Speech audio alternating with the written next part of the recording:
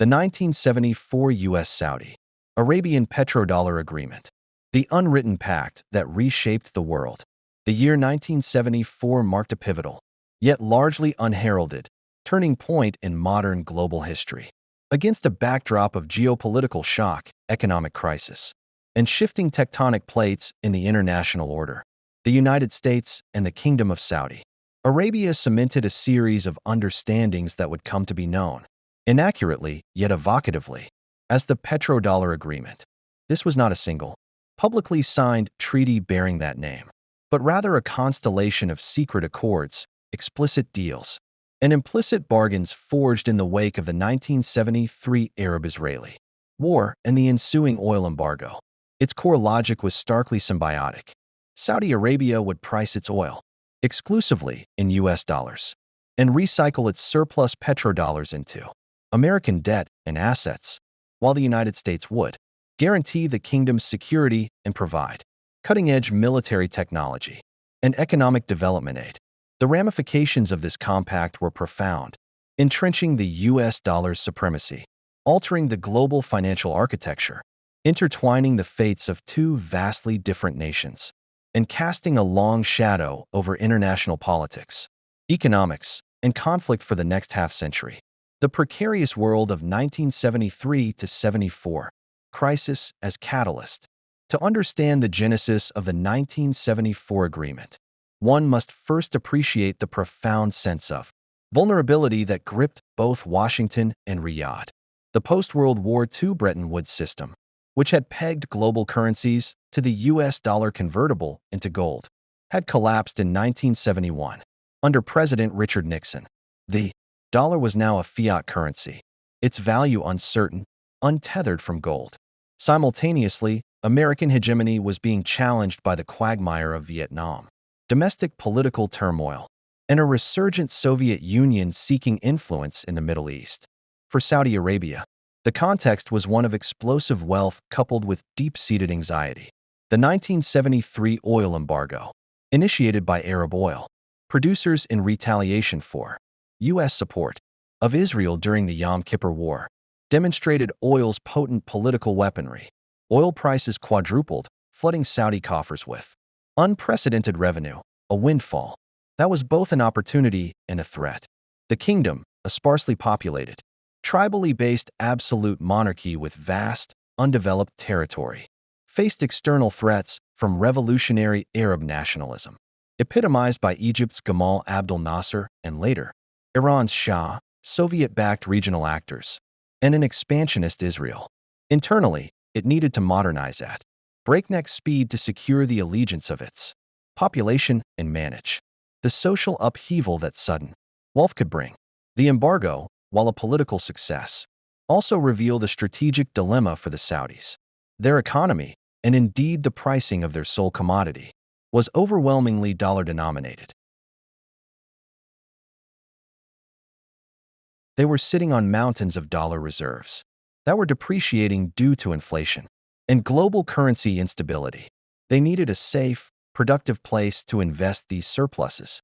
The United States, meanwhile, faced a triple threat: soaring energy costs, a deteriorating balance of payments, and the risk that oil-producing nations might abandon the dollar, destabilizing its currency and its ability to finance deficits cheaply. A mutual need for stability became the bedrock of negotiation. The negotiation and the architecture of a deal. The architects of the deal were two formidable figures: U.S. Secretary of State Henry Kissinger and Saudi oil minister Ahmed Zaki Yamani. Kissinger, the supreme realist, understood that American power in the post-Bretton Woods, post-Vietnam era required a new foundation. That foundation would be a strategic marriage between the world's paramount military power and the world's paramount oil power. Yamani, the shrewd and Western-educated technocrat, sought to translate Saudi Arabia's oil wealth into lasting security, development, and geopolitical influence, without falling into the Soviet orbit or being subsumed by regional radicals. Throughout 1974, a series of high-level diplomatic missions shuttled between Washington and Riyadh. The most critical outcomes were multifaceted: the exclusive dollar pricing for oil, in a series of confidential assurances, Saudi Arabia committed to pricing its oil sales exclusively in US dollars. This was the cornerstone of the petrodollar system, every country in the world needing to purchase Saudi and by OPEC precedent. Most other oil now had to acquire and hold US dollars to do so. This created a perpetual, structural global demand for dollars, regardless of America's trade balance. The recycling of petrodollar surpluses, Saudi Arabia agreed to invest its enormous oil revenue surpluses, the petrodollars, back into the United States. This primarily took the form of purchasing U.S. Treasury bonds, providing the U.S. government with a deep, reliable pool of capital to finance its budget deficits. Additionally, Saudi funds flowed into American banks, equities, and real estate. This recycling mechanism prevented global financial dislocation, as dollars paid for oil swiftly returned to the U.S. economy, financing American consumption and government spending. The security guarantee. In return, the United States made an expansive, though not always publicly formalized, commitment to Saudi Arabia's security. This included military sales and training, opening the floodgates to massive arms sales, from fighter jets to command and control systems, and training the Saudi military.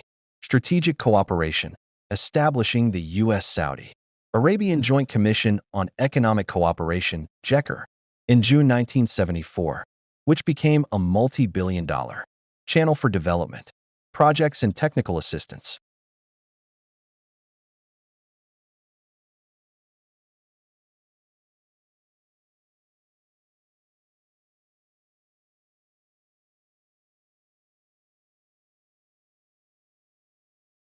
Implicit security umbrella, extending the U.S. nuclear and conventional deterrent over the kingdom, a promise made tangible by the subsequent buildup of U.S. military infrastructure in the region, technological and development assistance. The U.S. pledged to support Saudi Arabia's modernization, assisting in infrastructure, education, and industrialization projects, thereby binding the Saudi elite to American expertise and goods. The deal was formalized through a web of agreements, with JECR as its public economic face and a classified memorandum of understanding on security and oil constituting its secret heart. Its beauty, from a negotiator's perspective, was its win-win logic. America secured dollar dominance and a financier for its deficits, while Saudi Arabia purchased a superpower protector and a pathway to modernization. The global impact, forging a new world order. The consequences of this bilateral pact rippled across the globe, creating the defining features of the late 20th century international system. The dollar's exorbitant privilege, cemented. The agreement effectively replaced the gold-backed dollar with an oil-backed dollar. The necessity for global oil transactions in dollars ensured its status as the world's primary reserve currency. This granted the U.S. unparalleled advantages, the ability to run large trade and budget deficits without facing a crippling currency crisis, as demand for dollars remained high. The power to wield financial sanctions as a devastating tool of foreign policy by cutting off access to the dollar clearing system, and the benefit of seigniorage, profiting from the global use of its currency. The transformation of global finance. The petrodollar recycling process created massive pools of liquid capital in Western banks. These eurodollars, dollars held outside the U.S., fueled global lending, contributed to the rise of international financial markets, and, as some economists argue, planted the seeds for the debt crises in the developing world in the 1980s, and the leveraged financialization of the global economy. The militarization of the Persian Gulf. The U.S. security guarantee to Saudi Arabia necessitated a permanent and deepening American military presence in the Gulf. This began with the establishment of the U.S. Central Command, CENTCOM, in 1983 and escalated through the tanker wars of the 1980s. The massive deployment of troops to Saudi Arabia during the 1990-91 Gulf War, which became a casus belli for Osama bin Laden, and the ongoing presence of U.S. forces in the region. The U.S.-Saudi alliance became a central and often destabilizing factor in regional politics, viewed with hostility by Iran, revolutionary Arab movements, and Islamist extremists alike. The entrenchment of the rentier state model. For Saudi Arabia and other Gulf monarchies, the agreement solidified a political economy based on distributing oil wealth in exchange for political acquiescence.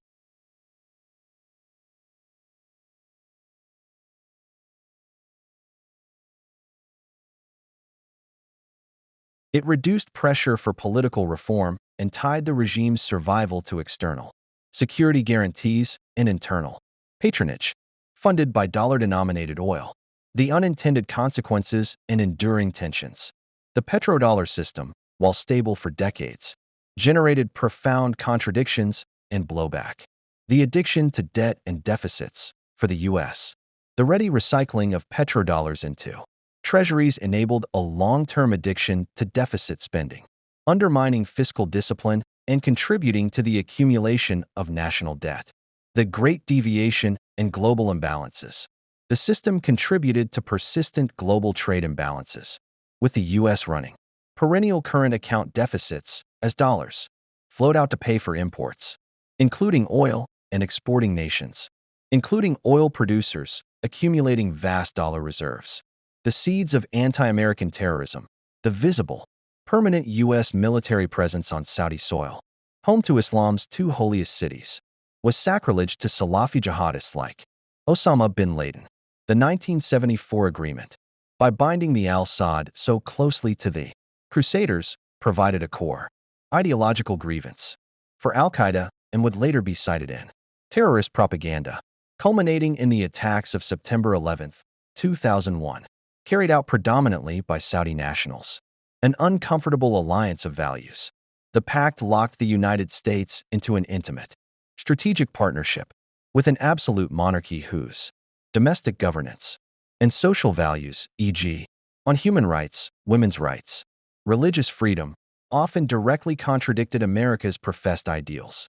This tension has been a constant source of friction in the relationship, managed through cycles of diplomatic pressure and realpolitik silence. The 21st century, challenges to the system and the legacy. The world of 2024 is vastly different from that of 1974. The petrodollar system, while still intact, faces unprecedented strains. The rise of alternatives.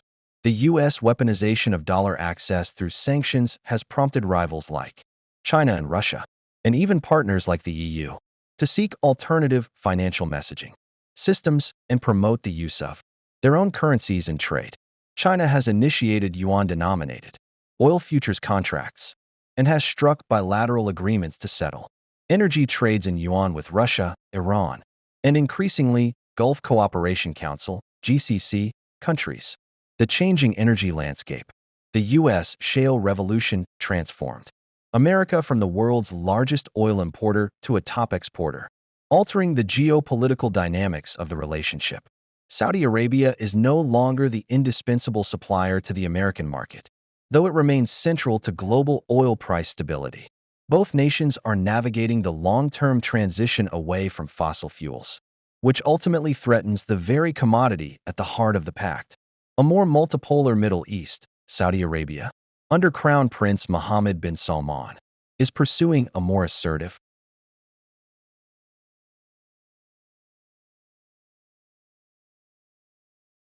independent foreign policy, e.g., the war in Yemen, détente with Iran, openness to BRICS membership, diversifying its economic and security partnerships with China and others.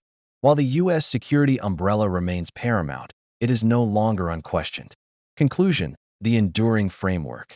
The 1974 US-Saudi Arabian understanding was not a temporary fix, but a framework that defined an era. It successfully navigated the collapse of Bretton Woods, provided stability through the Cold War's end, and underwrote American global primacy. It transformed Saudi Arabia from a desert kingdom into a geopolitical and financial heavyweight. Yet, its legacy is deeply ambiguous. It stabilized the global economy while fostering dependency and imbalance. It secured a critical alliance while fostering ideological hatred. It empowered the dollar while incentivizing its potential challengers. As the world moves toward a more multipolar and less oil-dependent future, the foundations of the petrodollar system are slowly eroding. However, the sheer inertia of financial networks, the depth of the US-Saudi military-industrial relationship, and the lack of a single, equally liquid alternative to the dollar ensure its continued relevance for the foreseeable future.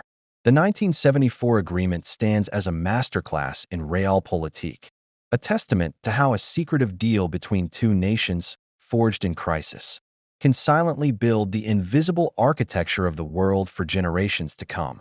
Its eventual evolution or dissolution will be equally telling of the new world order that is struggling to be born.